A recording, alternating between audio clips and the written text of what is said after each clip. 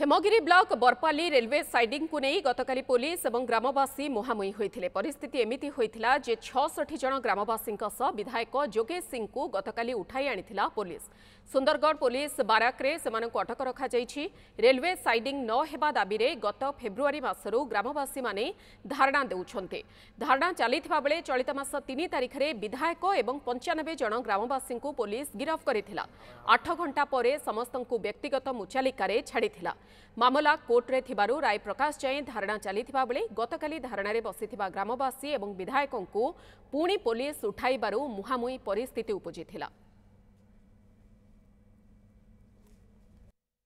आमे आम जिद रे अटल छौ जेतु कोयला परिवहन बंद करने हमको बिना दोष रे पुलिस जोर जबरदस्ती आनिक उठेकी ये रखी।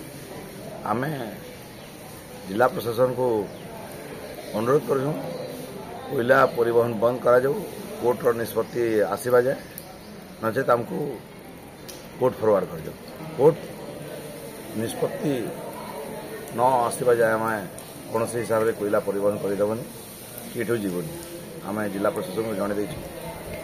जदि जिला प्रशासन आम कथा न मानिले आम सीधा जेल जावाई रेडी अच्छे।